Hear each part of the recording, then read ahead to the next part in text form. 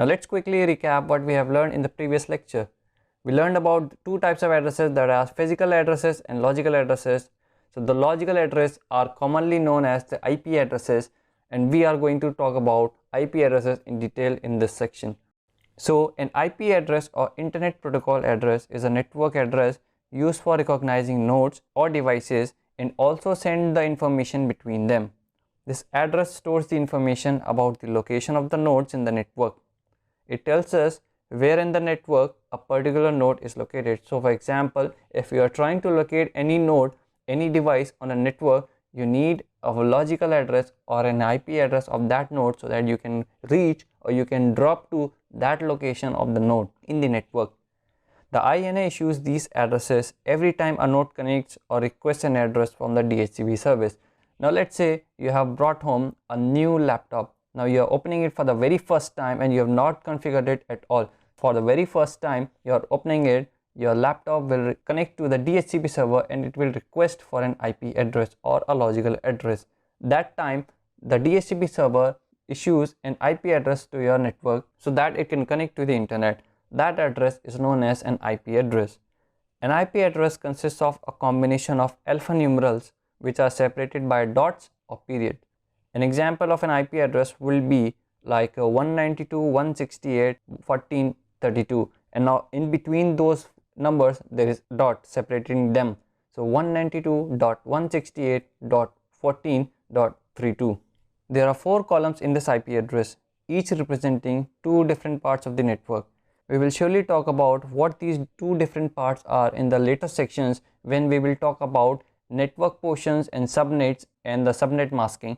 But for now, you just need to remember that there are 2 parts in the IP address, that is the host portion and the other one is the network portion.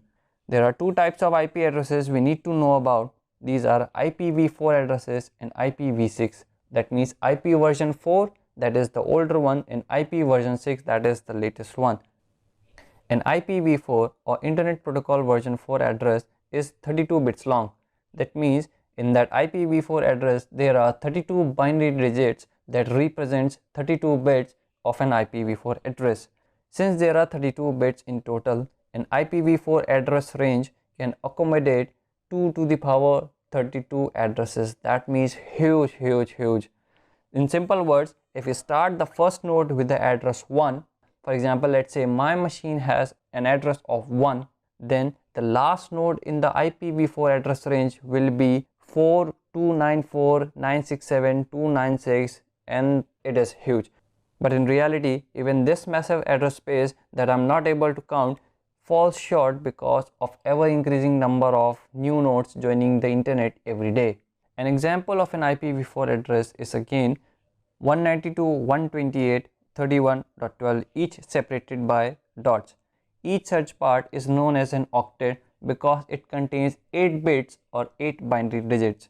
So 4 times 8 is 32 bits in total. So 192 is 8 bits, 128 8 bits, 31 8 bits, 12 8 bits, 8 plus 8 plus 8 plus 8, that is 32. So this is 32 bit long IPv4 address. Similarly, an IPv6 or Internet Protocol version 6 address is 128 bits long in spite of 32 bit in IPv4. That means the combination of alphanumerals in an IPv6 address can be of 128 characters in length.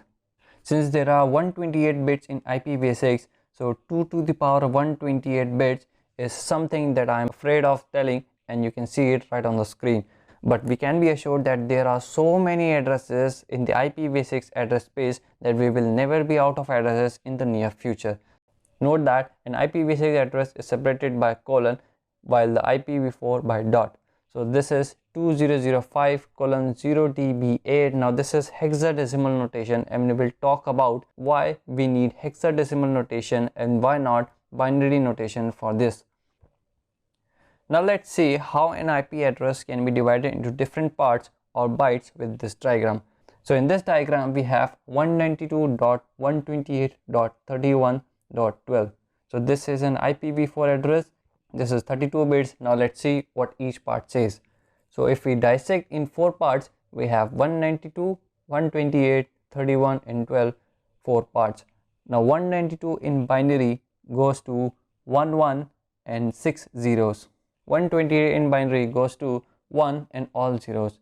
31 goes to 000 and then all ones. And then lastly 12 goes to 0000, 11 and 00. So these are the representation of binary digits of 192, 128, 31 and 12. Each and every bit of these 4 blocks, so this is 8 bits, that is 1 1 and rest zeros are 8 bits, 1 and rest zeros are 8 bits, and then all of those 8 bits are 8 plus 8 plus 8 plus 8, that means 32 bits. So now you see every IPv4 address is made up of 4 columns or 4 sections, and each section within contains 8 bits or 8 binary digits, thus equaling to 32 bits in total. Now according to the definition of 1 byte, 8 bits equals to 1 byte, that means 8 bits collaborate to make 1 byte. So it will be nice to say that we have an IPv4 address of 32 bits, or rather we can say we have an IPv4 of 4 bytes, that means 4 times 8, that is 32. It's the same thing, 32 bits or 4 bytes, it's all your choice. So we have IPv4 address of 32 bits or 4 bytes.